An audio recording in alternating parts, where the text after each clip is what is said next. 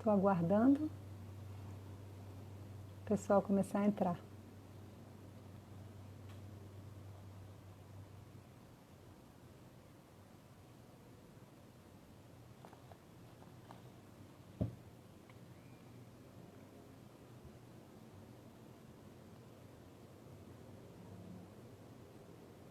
Tem alguém aí?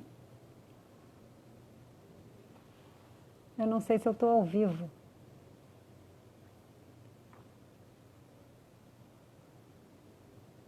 Estou ao vivo. Boa noite. Boa noite. Meu nome é Mariana Roquete Pinto. Eu sou uma das diretoras do Espaço Afluentes. O Espaço Afluentes é um coletivo singular, que além de ser um espaço de trabalho no centro do Rio, é também um local de encontros, de trocas, de aulas, cursos, palestras. Agora, virtualmente. Oba, a Michele chegou. Já vou te chamar, Michele, deixa eu apresentar um pouquinho aqui. Então, e hoje no Espaço Afluentes a gente vai receber a Michele dos Ramos. A Michele trabalha no Instituto Igarapé e eu vou fazer uma pequena apresentação que eu preparei aqui para essa live de hoje. Igarapés são canais estreitos, de pouca profundidade, que correm no interior da mata, presentes em grande número na bacia amazônica. Esses canais são essenciais para a comunicação entre os povos. Apenas embarcações pequenas podem navegar pelas águas de um igarapé, que em tupi quer dizer caminho da canoa.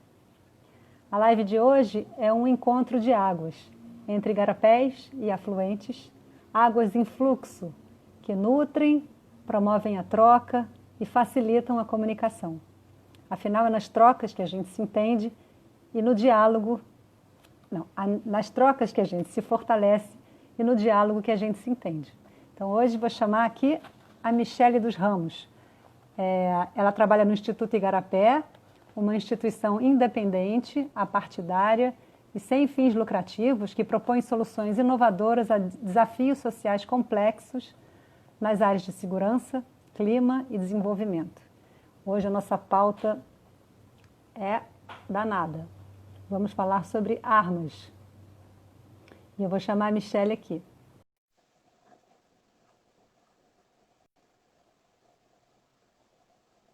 Aguardando Michele. Olá, oi, querida.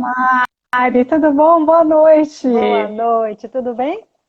Tudo ótimo. Adorei essa introdução, esse encontro de Igarapé Foi e afluentes.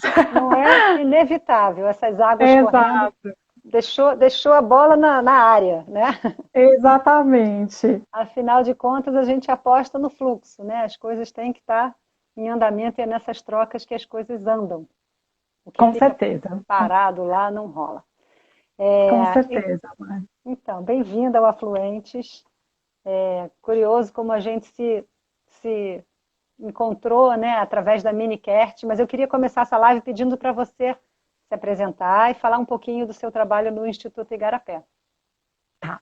Bom, então, sou Michele, estou no Rio de Janeiro há 7 anos, trabalho há alguns anos com vários temas de prevenção e redução da violência, e em 2013 me mudei para o Rio de Janeiro para trabalhar no Instituto Igarapé, que é uma organização, né, como você colocou, do terceiro setor e que trabalha com diferentes temas que dizem respeito à nossa segurança. Então, a gente trabalha com temas que a gente entende, né, como temas de segurança pública, a gente trabalha com a temática do clima, da defesa do espaço cívico, né, que nos permite estar aqui discutindo sobre as nossas questões como sociedade, trabalhando com levantamento e sistematização de dados, com o desenvolvimento de novas tecnologias e com o estabelecimento de redes, Mari. Né? Então, acho que no nosso trabalho, até relacionado ao nosso nome, é muito importante que os diferentes setores da sociedade, os diferentes grupos se coloquem na mesa, né, que a gente pense em como resolver esses problemas que tocam a todos nós de maneiras diferentes como sociedade. Então, esse é um pouquinho do trabalho que eu faço, e no Igarapé, desde 2014, 2015, eu trabalho muito com a agenda de controle de armas e munições, que é uma agenda sobre a qual a gente vai falar um pouquinho aqui no nosso encontro. Pegando logo no pesado, já chegou pegando no pesado. Exato, Né? exato. Foi uma escolha, assim, espontânea?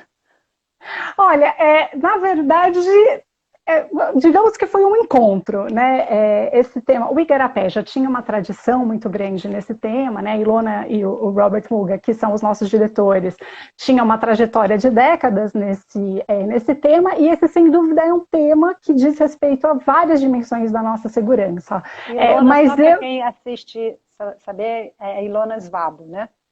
Isso, que é a diretora do Instituto Igarapé, uma das cofundadoras.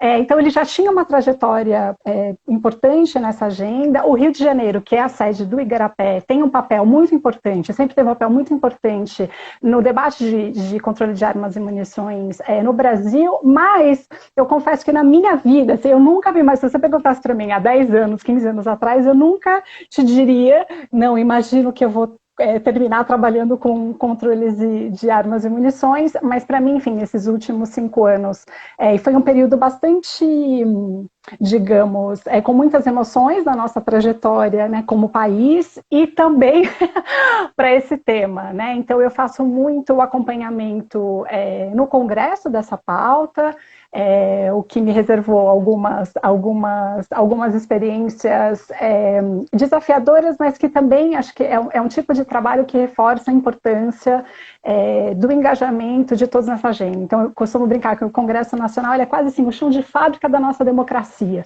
né? Então, a gente, enfim, é um trabalho que, ainda que desafiador, reforça muito a importância de que é possível a gente chegar a consensos mínimos, mas para isso a gente precisa fortalecer as nossas capacidades de diálogo. E é trabalhoso, né? Porque você, para chegar em consenso, você tem que desembolar nós, né? Primeiro você tem que ter uma informação precisa, você tem que ter uma disponibilidade para argumentar e ouvir o outro lado, coisa que as pessoas cada vez mais estão com menos tolerância, né? Ninguém quer diálogo, todo mundo quer ter certeza absoluta e ninguém quer ouvir. Então, assim, é importantíssimo as pesquisas que vocês oferecem, né? A elucidação dessas notícias que são equivocadas, né? Enganos que vão sendo publicados e coisas que as pessoas vão repetindo sem saber se aquilo é verídico ou não, né? Então, desmistificar também as verdades, assim, as mentiras e verdades, né?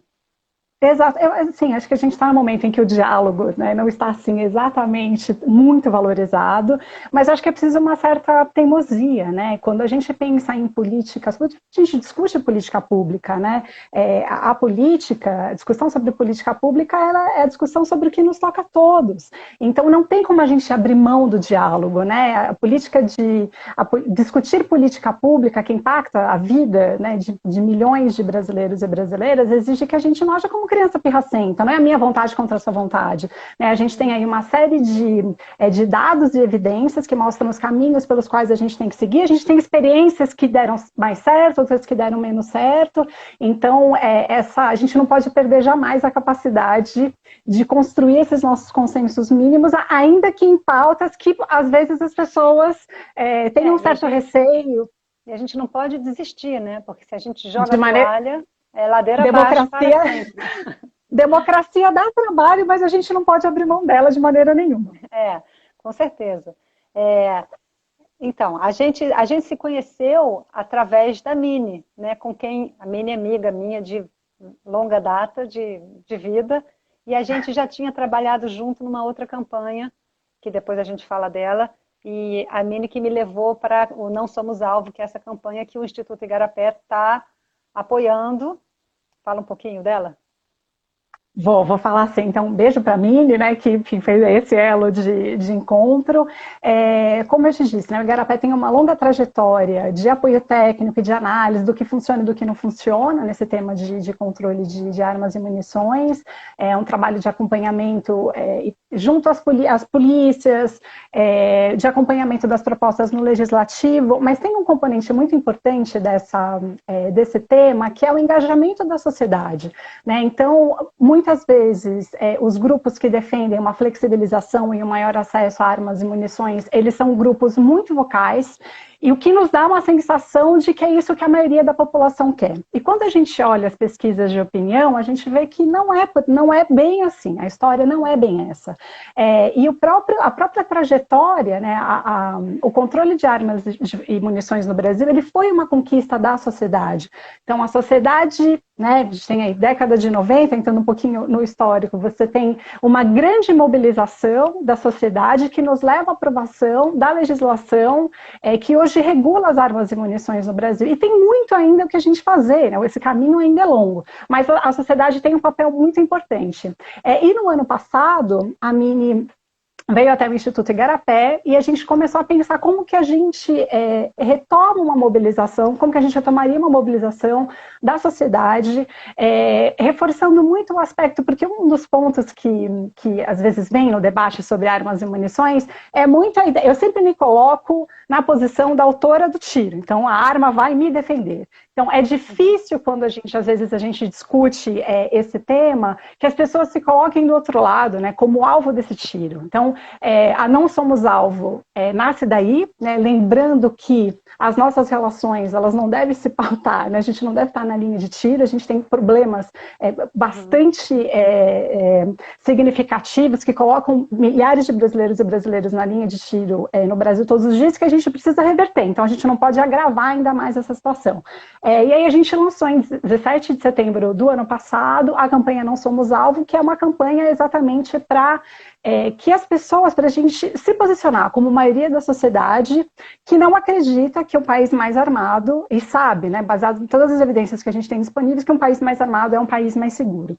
E nesse ano... Essa informação é que é preciosa, né? Porque assim, esse engano de que as pessoas elas são capazes de reagir se elas tiverem uma arma, ou elas vão se livrar de algum assalto. Esse é o engano maior, porque, assim, claro que a gente está falando de pessoas, cidadãos normais que acham que eles têm alguma capacidade de, sendo abordados por alguma coisa, reagir e salvar a sua própria vida. Quando estatisticamente é comprovado que as pessoas elas têm muito menos habilidade com as armas, né? Uma pessoa com arma em casa, ela está muito mais sujeita a crimes acontecerem. Grande parte dos crimes acontecem por discussões banais, né? Assim, discussão no trânsito, discussão no bar. Então, assim, nunca uma arma vai... Ela é como se fosse um vírus transmissor, né? A gente está falando de pandemia, ela é o vírus transmissor da violência, né? Então, só espalhar mais arma é só espalhar mais violência, né?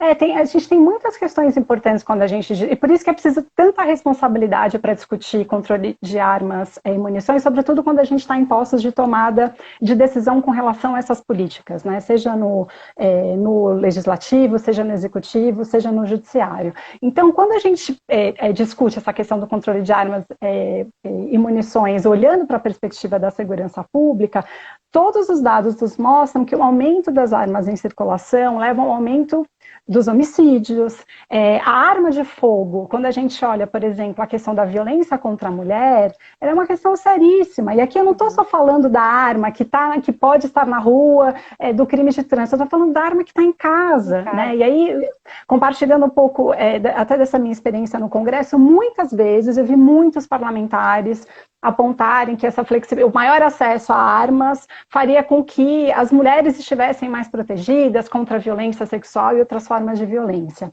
Quando a gente olha, né, os dados sobre violência contra a mulher, o perfil do agressor, né, mais de 70% dessas violências são cometidas por pessoas, no caso das mulheres, por pessoas próximas, né, seja do seu entorno familiar, companheiros, ex-companheiros. Então, assim, no caso da violência contra a mulher, você tem um fator dessa relação de proximidade, de confiança dessa mulher, em que uma arma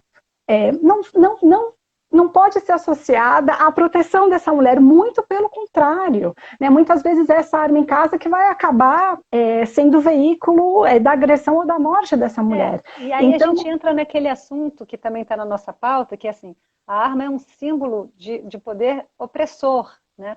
Ela tem uma relação...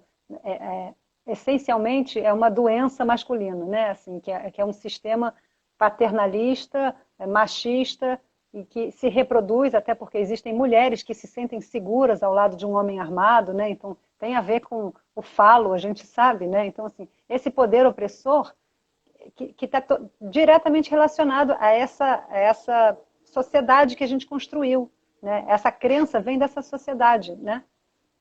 A gente tem, enfim, a discussão sobre gênero e masculinidade tóxica e controle de armas, ela é muito imbricada, né? A gente nunca conseguiu, infelizmente, os dados desagregados sobre posse e porte de armas no Brasil, para entender quantos são das milhares de armas registradas, quantas armas estão registradas em nome de mulheres e quantas armas estão registradas em nome de homens. A gente nunca conseguiu esse dado, mas eu vou arriscar, ainda que não aqui muito respaldada pela disponibilidade dos dados, que a grande maioria desses proprietários de armas são homens, né? Nas discussões no Congresso, assim, os grandes expoentes dessa pauta são sempre homens. E aí você tem uma negligência com relação ao impacto da arma, né? Na violência, nas dinâmicas de violência contra a mulher, nas dinâmicas da violência doméstica. A gente esquece, né, a gente não negligencia todo o debate sobre o impacto dessas armas em acidentes domésticos, né, acidentes com crianças. Que encontram armas dentro de casa.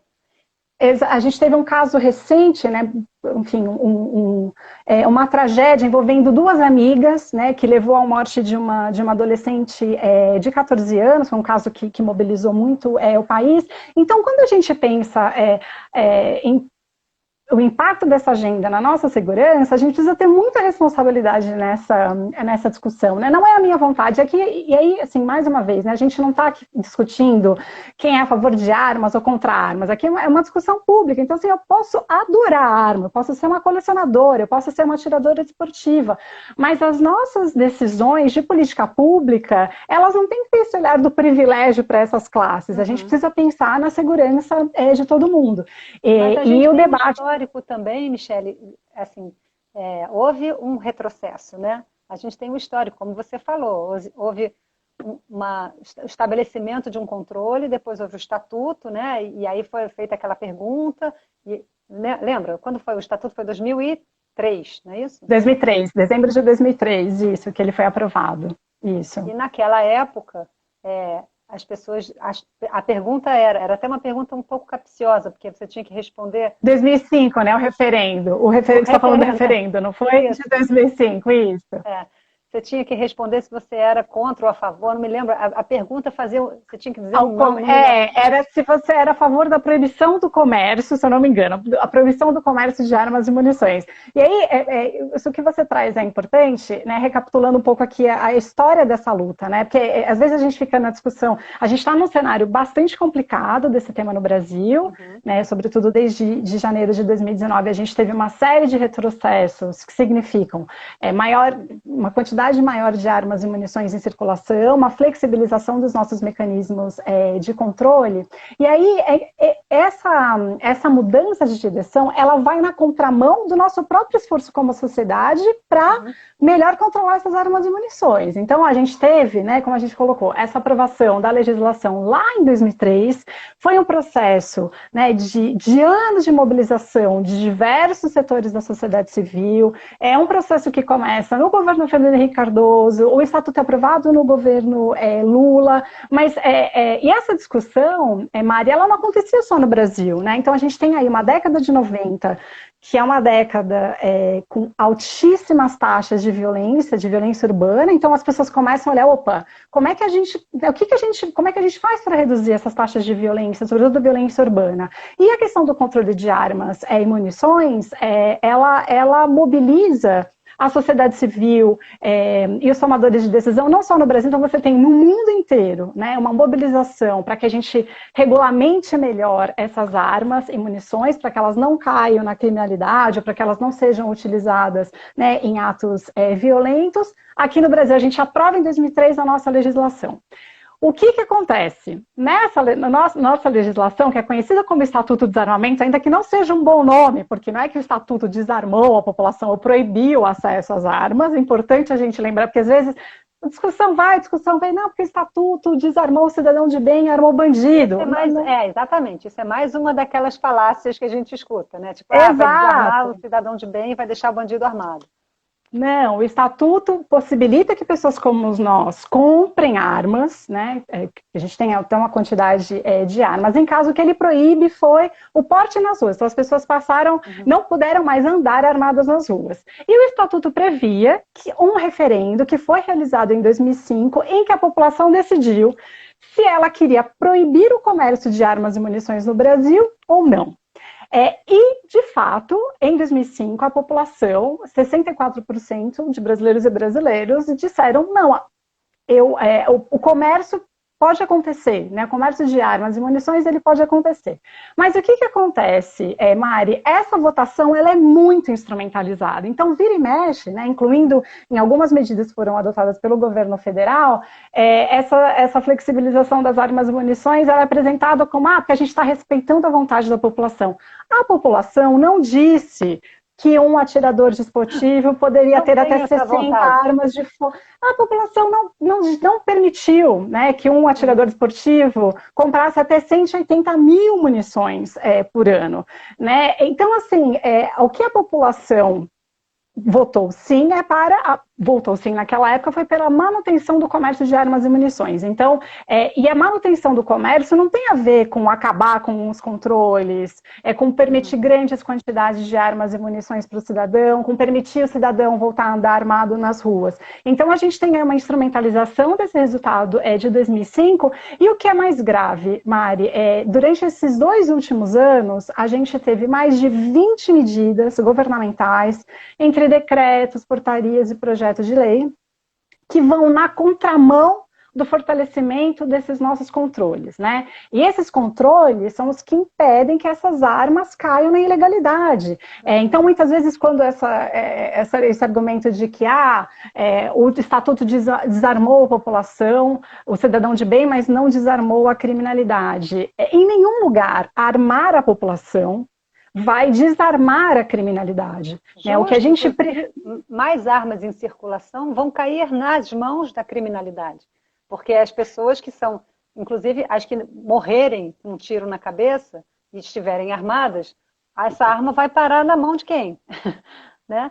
Então, assim... Pois assim, é muito importante a gente lembrar, quando a gente discute né, as armas na criminalidade, que você tem uma relação tem uma imbricação entre o mercado legal e o mercado ilegal. Então, quanto mais armas eu tiver disponível, né, no mercado legal, você tem estoques maiores que podem ser furtados, desviados. A gente tem uma série, né, só no Rio de Janeiro foram 2 CPIs sobre desvios de armas, a gente teve uma CPI também no Congresso Nacional, que mostram que, por exemplo, muitas das armas que foram parar no crime são armas desviadas das próprias forças de segurança pública, das empresas de segurança privada, no roubo de uma casa, eu encontro uma arma, essa arma vai parar no crime. Então, o que a gente precisa fazer, a nossa prioridade nesse tema, é olhar para quais são as políticas que reduzem a possibilidade de que essas armas legais caiam na ilegalidade?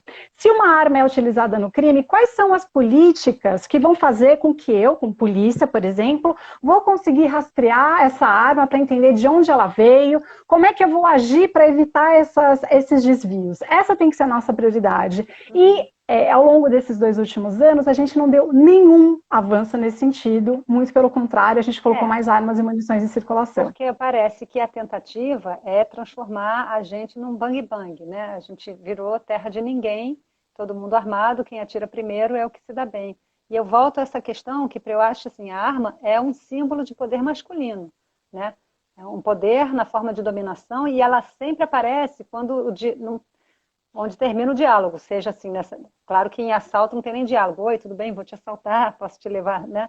Mas assim, numa situação doméstica ou numa briga de bar, a primeira coisa é você reage, se você está armado, e também tem essa coisa, começam a dizer que a pessoa, não é a pessoa que mata, é a arma, né? Então, assim, a arma que mata, exato. Todo mundo, quem já não teve um surto de ataque que poderia jogar um negócio na parede, né? Assim, então, você dá espaço para uma coisa acontecer, né? Se uma pessoa tem uma arma, ela atira, né? Então, assim, essa sociedade, desculpa te interromper, mas só que eu acho que essa é uma coisa muito intrincada mesmo, como você falou, porque a gente tem uma sociedade individualista, fragmentada, machista, né, que reproduz esse modelo de opressão, né? Então, assim, a gente precisa de um outro poder, né? Um outro poder. A gente precisa tocar num lugar, por isso que é tão incômodo essa transformação, essa consciência, e as pessoas não querem falar, não, querem o mais rápido, arma e não quer argumento, não quer diálogo. Né? Acho que a gente teve na verdade, com relação a esse tema, né, um agravamento da situação, se a gente pode dizer assim, porque você tinha um discurso, falando, né, mesmo do governo eleito, de que essa arma resolveria os nossos problemas de segurança. E a gente já sabe que, enfim, que não é esse o caminho. Mas, e aí, fazendo referência até à própria reunião ministerial de 22 de abril, quando você tem uma fala em que a arma ela é colocada como um objeto de tomada de decisão política, né? Então, é como se você tem um argumento de que a democracia passa a defesa da democracia passa pelo fuzil na mão do cidadão. E aí a gente entra numa arena que não há democracia que se mantenha. Não há diálogo. Não há diálogo, né? Porque quando é isso, assim, a arma, a defesa da arma, ela é a defesa da lei do mais forte. A lei do mais forte não passa por uma criação de um consenso comum, não passa pelo reconhecimento do outro. E assim, sem querer, obviamente, negligenciar todas as dificuldades que a gente tem de segurança pública e o medo e a insegurança, né? O Brasil é um país violento, somos uma sociedade violenta, somos uma sociedade desigual, né? Somos muitos fatores. Somos uma sociedade machista. Somos uma sociedade machista.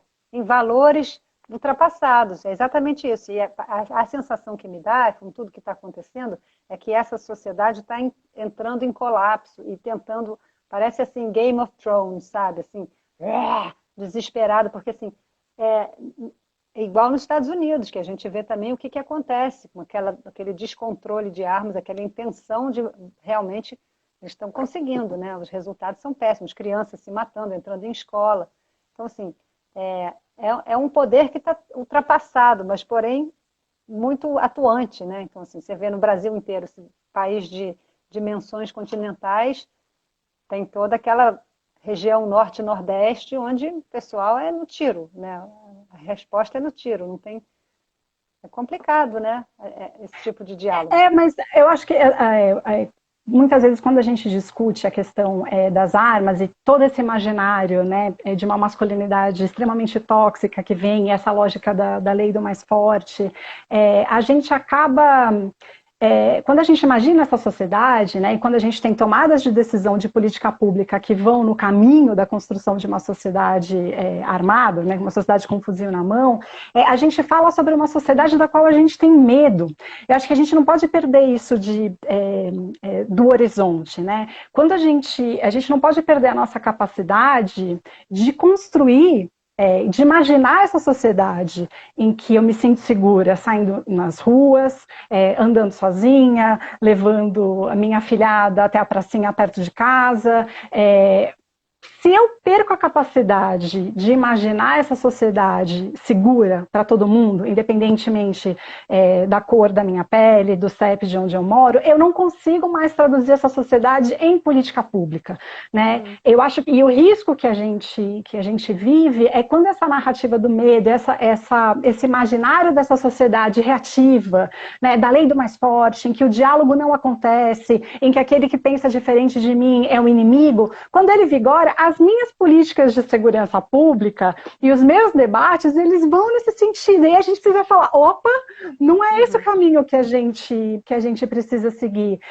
Nessa mobilização que a campanha Não Somos Alvo lançou nesse último 17 de setembro, que as armas que a gente precisa são as que não matam, a nossa proposta é exatamente retomar assim, o que a gente precisa fazer como sociedade, né? A gente é uma sociedade extremamente machista, racista, desigual, estamos aqui no meio de uma pandemia que já vitimou mais de 140 mil pessoas, então como país, a nossa prioridade é o fuzil na mão de cada cidadão, tá? É o fuzil na mão de cada cidadão que vai criar o emprego, né? gente está aqui diante de uma super crise econômica que tende a se agravar, né? A gente está vendo a Amazônia e o Pantanal pegando fogo, né? Então, assim, quais são os nossos problemas? Quais são as nossas prioridades? E que tipo de sociedade que a gente quer construir?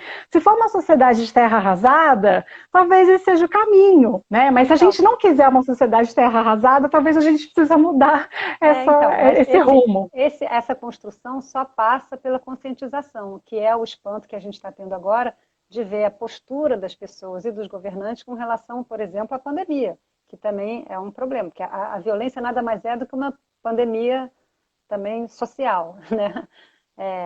Então, e a arma é o vírus dessa pandemia, né? Então a gente está propagando, armando todo mundo e dane-se. E aí está todo mundo saindo para a rua sem máscara, indo para a night. É tipo um colapso de valores que são essenciais, que é isso que a gente está tentando resgatar através de todas as campanhas de conscientização, sejam elas ambientais, políticas, comportamentais, sociais, né? Então, esse processo de conscientização é muito delicado, né? Delicado e assim é como se fosse um conta-gotas mesmo, assim. Eu vou puxar um pouquinho só para mencionar, porque uma coisa que a gente nem sabia quando a gente se conheceu é que eu também tinha esse assunto. Para mim me deixa até com bochecha rosada, porque assim eu passei por uma situação de violência muito grande na minha vida e em 98 sofri um sequestro. Fiquei em mãos de bandidos fortemente armados, assim, graças a Deus não sofri nenhum tipo de violência corporal, nem nada, mas não foi fácil. E depois saí do Rio e fui morar em São Paulo, fiz o caminho inverso de você. Só que para eu voltar para o Rio, eu não conseguia me imaginar indo embora do país, sabe? Assim, tipo, vou embora porque eu estou com medo. É exatamente isso. Ou eu vou encarar esse medo e ver o que eu posso fazer para tentar. Né? A gente só é que nem um processo psicanalítico, você só tira o monstro de trás da cortina se você olha atrás da cortina, certo? Então eu fui lá olhar atrás da cortina e entrei no Viva Rio como voluntária e coordenei uma campanha que chamava Arma Não, Ela ou Eu, que era justamente voltada para as mulheres, porque a gente apostava que as mulheres eram agentes de transformação através de qualidades que não são só do feminino, mas geralmente são atribuídas às mulheres, que é preservar a vida, argumentação, diálogo, até encheção de saco. Me lembro o Rubens César ficava falando, não, a mulher enche o saco, fala, larga essa arma, vai conseguir. Né? E foi uma campanha bacana, porque a gente queria desarmar, a gente sabia que as maiores vítimas eram os rapazes, os filhos e maridos, as mulheres depois arcavam não só com o luto, como com o fato de ter que ficar tomando conta da casa sozinha depois, arcar com tudo isso, né? E esqueci o que eu ia falar. Está falando do papel das mulheres nessa isso, mobilização. A gente apostava nisso. É esse novo poder, né? Um outro poder de conscientização, de diálogo, de argumentação, e para isso a informação era muito importante, desmistificar não só essa ideia de que a arma representa segurança, como também essa coisa do status, que um menino numa comunidade, de repente ele acha que ele é importante porque ele está carregando uma arma, porque a projeção dele é o com bandido lá, que é o dono da parada. Então, essa desconstrução é incômoda, né? E é difícil da gente engajar as pessoas, né, nessas ações.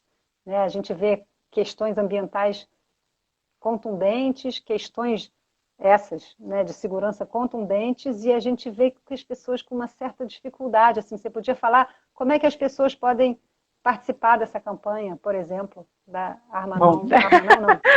Então, não somos alvo, aproveitando a deixa, essa campanha, a gente tem uma página no Instagram, que é onde a gente compartilha, que é @nãosomos_alvo, sem acento, onde a gente compartilha várias informações, as principais peças da campanha, o vídeo, e a gente tem um site, que é o www.nãosomosalvo.com.br, também sem acento, e essa campanha, a gente tem além de compartilhar essas informações e e de mostrar, né, que as armas que a gente precisa como país são as que não matam, diante de todos esses retrocessos, Mari, que aconteceram nos últimos anos, a gente tem uma série de projetos de lei no Congresso e de ações no Supremo Tribunal Federal para reverter esses retrocessos. E a gente precisa pressionar o Legislativo e o Judiciário para que essas ações sejam avaliadas. Então, já que somos, né, nós temos duas pesquisas importantes. A gente teve uma pesquisa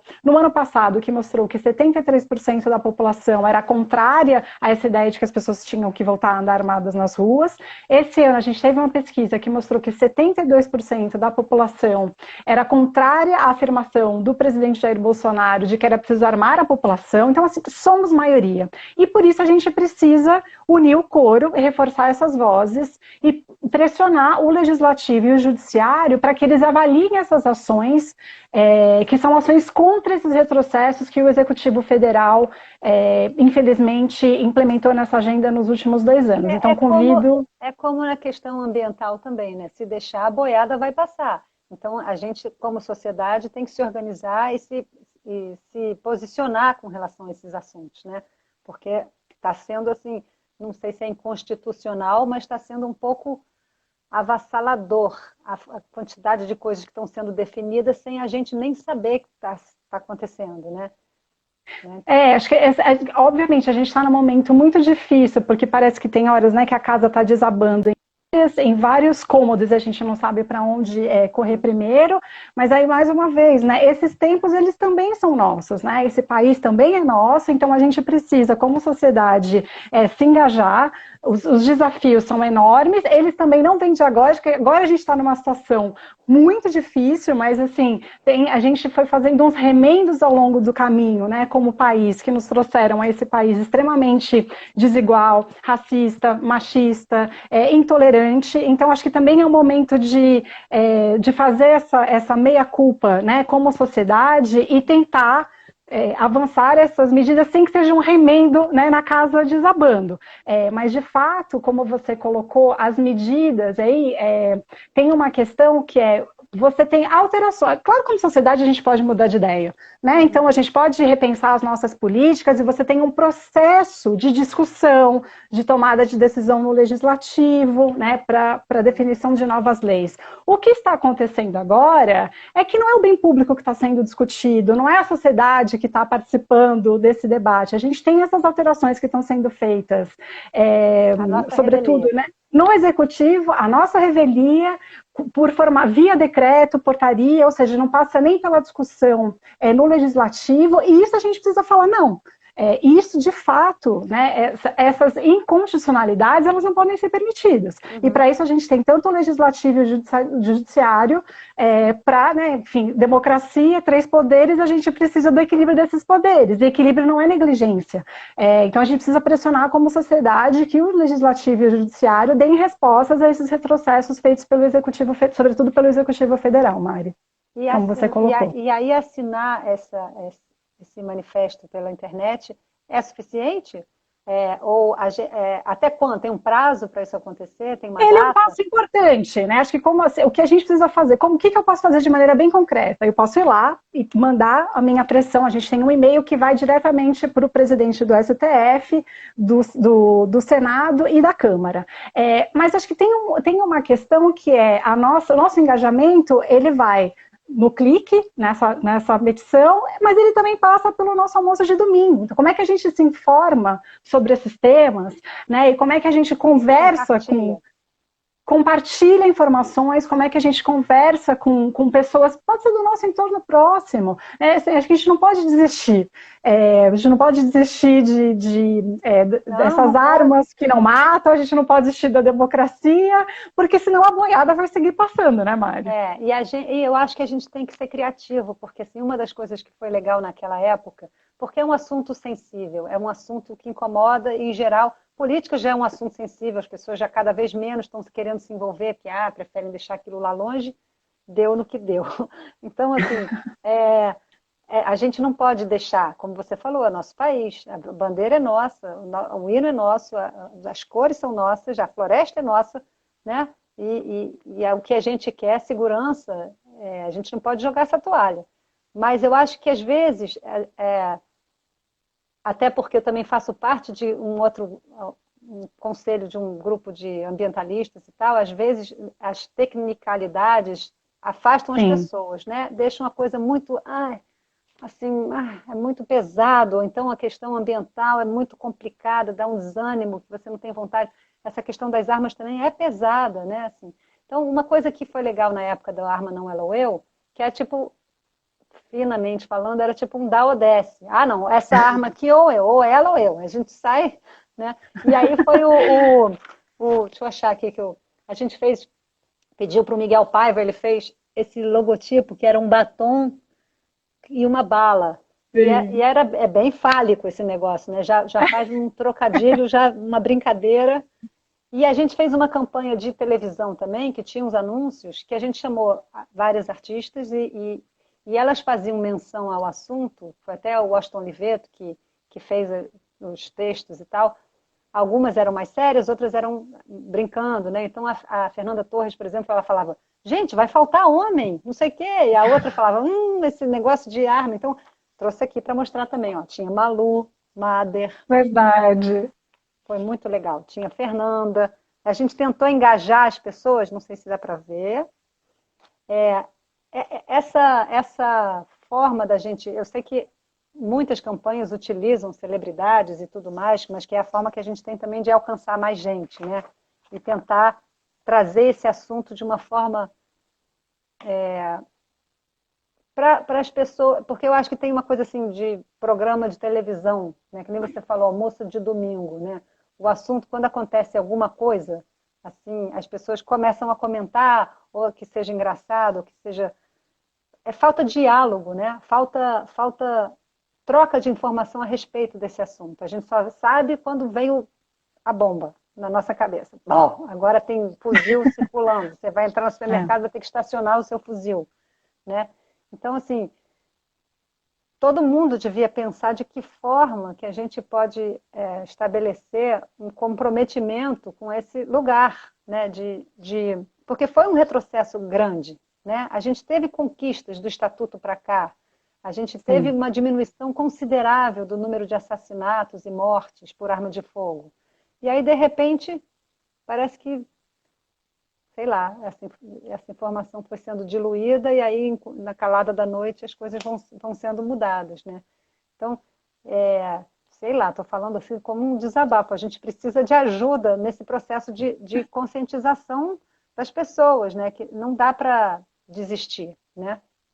Não, eu acho que uma das nossas propostas nessa mobilização que a gente lançou agora em setembro era exatamente reforçar o impacto desse tema em outras áreas, né, que mobilizam outros afetos, né, porque como você falou, é um tema duro, tem uma parte também cheia de tecnicidade, que é difícil para comunicar, é difícil para entender, e é exatamente por isso que essas alterações vão sendo feitas a toque de caixa, porque é difícil até para as pessoas, mas foi só uma alteração aqui, mas é só um prazo ali, então, só que, né, no atacado, isso tem um impacto enorme na nossa vida no dia a dia. Mas acho que um esforço que a gente faz, e que eu acho que todos precisamos fazer, é como traduzir, e aí da mesma forma que eu falei, né, que a gente não pode perder a nossa capacidade de visualizar essa sociedade que a gente quer construir para traduzir ela em política pública, as campanhas também, né, então acho que tem também um exercício, quando a gente fala de temas tão pesados, né, e que falam os nossos medos, né, que falam de perdas, como que a gente consegue acessar outros afetos, né, como que a gente não perde de vista essa sociedade que a gente quer construir, né? Então, por isso que a gente trabalha muito com as frases, né, da campanha, são 10 frases, com frases falando de valores, né? Então, o que a gente precisa desarmar como valor na nossa sociedade, né, é um valor que junto com a arma de fogo não está dando muito certo, e quais são os outros valores que a gente precisa, com os quais a gente precisa se armar. Mas de fato, né, assim, eu costumo brincar, se eu chego e falar, você trabalha com o quê? Trabalho com controle de armas e munições, perdi meu interlocutor, sabe? Assim, perdi meu Você tem que interlocutor, minha arranjar um nome mais interlocutora. criativo, distrair, assim, falar uma outra Exato! coisa. falar sobre armas e munições, mas meio que não falando, porque de fato assim, você acessa medos e um imaginário de violência, uma realidade de violência que, É muito né, que pesado, né? automaticamente que é pesado, exato, que é pesado, mas a gente precisa, acho que mais pesada é essa realidade que a gente Mas eu volto a enfim, a gente, insistir que eu acho que, independente de uma questão de gênero, né? Porque hoje em dia, eu acho que a gente tem que construir uma sociedade mais igualitária, onde também exista uma integração entre esse masculino e feminino, ressignificar esse masculino e atualizar o feminino no sentido que já está sendo atualizado, né? A gente está correndo atrás de conquistas, né? A gente precisa se colocar mais, né? Mas esse valor esses valores que estão relacionados ao feminino mesmo, né? Eu até separei um negócio bonito aqui para ler. Antes de acabar, eu vou ler isso aqui. O feminino reside na capacidade de viver o complexo, de elaborar sínteses, de cultivar o encantamento, de cuidar da vida, de venerar o mistério do mundo. Ele se transforma num caminho não violento de interpretação e transformação do mundo, num reforço de todos os processos sinergéticos que respeitam a diversidade e que nela buscam convergências que interessam a todos, que é do Leonardo Boff. Então, assim, independente de gênero, eu acho que esses valores que estão bem relacionados ao feminino, de proteção da vida, de argumentação, de diálogo, de integração, de cuidado, que precisam ser resgatados, de tolerância, é isso que vocês falam nas frases, né? Desarme a intolerância, arme-se de... Não me lembro a frase, mas é isso, né? A gente buscar esses valores para a gente poder construir a nova sociedade onde essa opressão masculina, violenta, que gera medo e não respeito, isso não é respeito. Porrada não é respeito, tiro não é respeito, né? Então, assim, é uma construção de um novo modelo de sociedade. Por isso que é difícil, né? Porque não é só homem que também... Tem mulher que está submetida a essa sociedade machista também, né? Tá claro, achando legal. acho que tem uma, como eu disse, né, a gente não pode perder de vista esses valores e enfim, trazendo uma coisa muito concreta. A gente teve há alguns meses um mapa de desigualdade da Casa Fluminense do Rio de Janeiro que foi publicado e que mostrou que você tem uma diferença de expectativa de vida entre São Conrado, os moradores de São Conrado e da Rocinha, de quase um quarto de século, quase 25 anos. Então, assim, não dá pra gente, assim, uma sociedade em que, dependendo o CEP do lado do outro, né, assim, 2 bairros vizinhos, você tem uma diferença de um quarto de século na sua expectativa de vida, né, quando a gente olha os nossos números de violência contra a mulher, de homicídio, assim, não esse terceiro de sociedade dessa forma, realmente, assim, não é sustentável. Né? Então, como é que a gente, ao invés de piorar ainda mais esse cenário, agravar ainda mais esse cenário, quais são os valores, né, que a gente precisa fortalecer para que a cor da minha pele, o meu gênero e o meu CEP não sejam determinantes entre a minha vida e a morte, porque no fundo é isso, a gente está falando sobre a vida e a morte das pessoas. E a gente não pode esquecer de colocar a vida de volta no centro das nossas preocupações e das nossas políticas de segurança, de políticas públicas, né, em geral, não só de segurança. Exatamente, é valorizar a vida, né? É exatamente isso, valorizar a vida. E quando a gente distribui arma para todo mundo, não é exatamente a vida que a gente está dando valor, né? Não, não, não. Aniquilar o inimigo, matar o fulano, acabar com o assunto, acabar com o diálogo e acabou, é isso daí. Então, assim... diálogo anda meio demorado. Diga. Eu vou voltar para a questão de gênero, que eu gosto. Porque, assim, o nosso público aqui no Afluentes é essencialmente feminino. Outro dia a gente estava numa live sobre... Não sei se era... sobre a Live Mundi, que é esse festival que vai começar agora nesse final de semana, sobre um futuro sustentável, tal, não sei o quê. Assim, majoritariamente, a equipe das pessoas que estão envolvidas naqueles trabalhos ali que elas estavam falando era feminino também. Tem muita mulher no Igarapé? Como é que é a distribuição? Muita! Nós somos uma organização majoritariamente de mulheres, o que para mim aí, então, não só na pessoa jurídica, mas na pessoa física, é um grande privilégio, porque a gente trabalha com temas em agendas que são dominadas por homens, né? Sobretudo nos postos de tomada de decisão. Então, às vezes a gente brinca que quando o Igarapé vai no evento, a gente é a cota de mulheres no painel, né? Na mesa.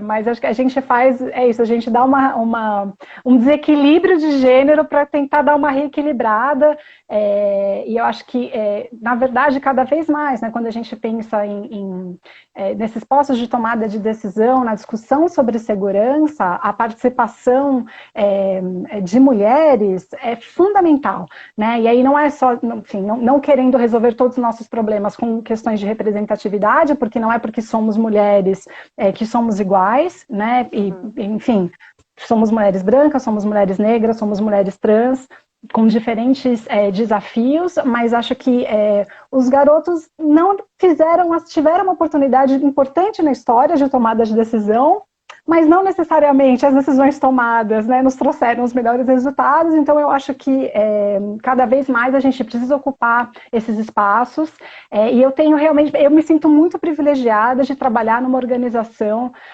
cuja maioria do seu corpo de pesquisador, enfim, de pesquisa, é composto por mulheres.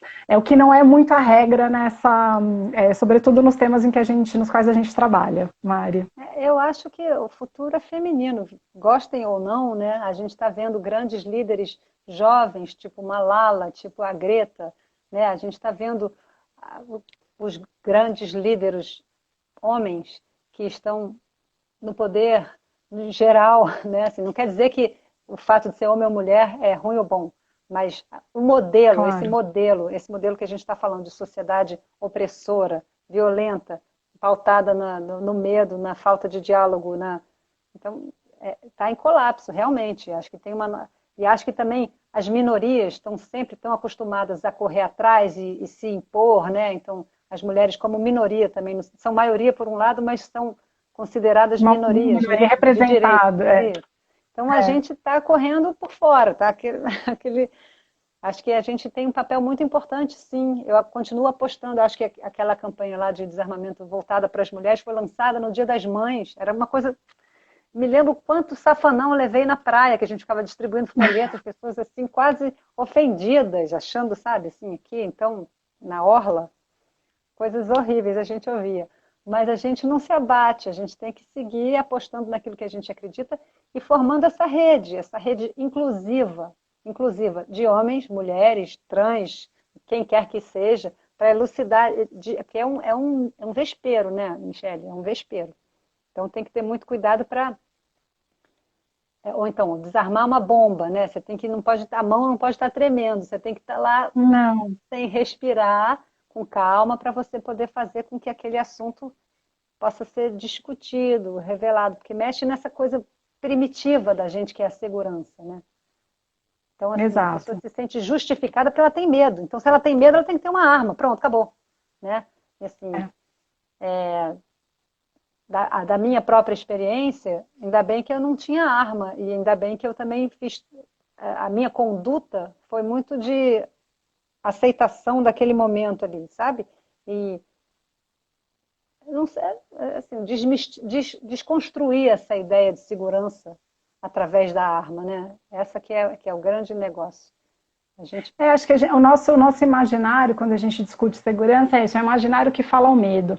E acho que a gente precisa trabalhar no imaginário que fale sobre vida, que fale sobre proteção de direitos, né? A gente tem uma imagem, e quando a gente discute, e aí as políticas de segurança pública são desenhadas e implementadas dessa forma, que é uma imagem reativa, da lei do mais forte, e tudo que você fala na contramão é como se você ignorasse esses problemas, e não é isso, né? Não é negligenciar os nossos problemas, mas é mudar o olhar para que a gente encontre outras respostas, né? E a arma, assim, a gente está falando de uma situação extrema. Como é que, como sociedade, a gente consegue trabalhar para evitar essa situação extrema, né? Ou não justificar outras situações com o uso da arma? Então, acho que tem eu acredito que a gente possa ser uma versão bem melhor do que essa, né? né? E a gente já mostrou que pode em várias dimensões, né? Em várias agendas. Então, temos um longo caminho, mas acho que a gente não pode abrir mão dele, Não, eu vou Mari. te pedir um favor, a gente tem 5 minutos, eu quero que você faça um chamado agora para quem estiver nos assistindo,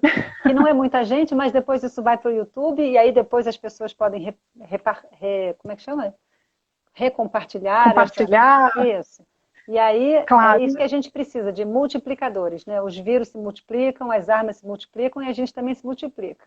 Então a gente vai ser um contágio bacana desses valores que precisam ser recuperados, né? Assim, como norte para a gente, né? Eu acho que a gente não pode abrir mão, né, desses nossos tempos, do nosso espaço, das vidas das pessoas que a gente ama. Então fica aqui o chamado para que a gente consiga. Às vezes você pode vamos tentar não correr o risco de perder o interlocutor falando de armas e munições, mas reforçar que tem muitas outras armas como sociedade que são muito mais eficientes e inclusivas, para que a gente construa uma sociedade segura, que seja segura não só para mim, Michele, que eu vou andar com uma arma na cintura, né, mas para os milhões de brasileiros e brasileiras, independentemente da sua cor, do seu gênero, do CEP de residência. Então, a gente precisa fazer vamos trabalhar para um país melhor. Então, mais uma vez, o site da campanha, o www.nãosomosalvo.com.br, e o nosso Instagram, que é o @nãosomosalvo, tudo sem acento. Mari, muito obrigada pelo espaço. As pessoas podem baixar também os negocinhos. Cards, vamos compartilhar, né? Os cards da campanha, a gente tem 10 frases falando sobre esses valores, sobre essas armas que a gente precisa e que não são as armas que matam. Então espalhem, mandem nos grupos, mandem para o vizinho, família. São artes super bonitas no Estúdio Radiográfico, super obrigada pelo apoio deles também. Então vamos fazer essa disseminação do bem, Mari. Isso, e saiba que o Afluente está de portas abertas quando vocês precisarem de um gás a mais, se precisar. Muito obrigada. Estamos aqui para levar isso adiante. Não vamos desistir dessa sociedade que a gente quer construir. Mais verde, mais justa, mais igualitária, né? Bora lá que o Brasil é incrível. É isso. Obrigada, Mari. Obrigada a você, muito obrigada. Boa um beijo. Boa sorte pra gente. Boa sorte pra gente. Tchau, tchau. Tchau.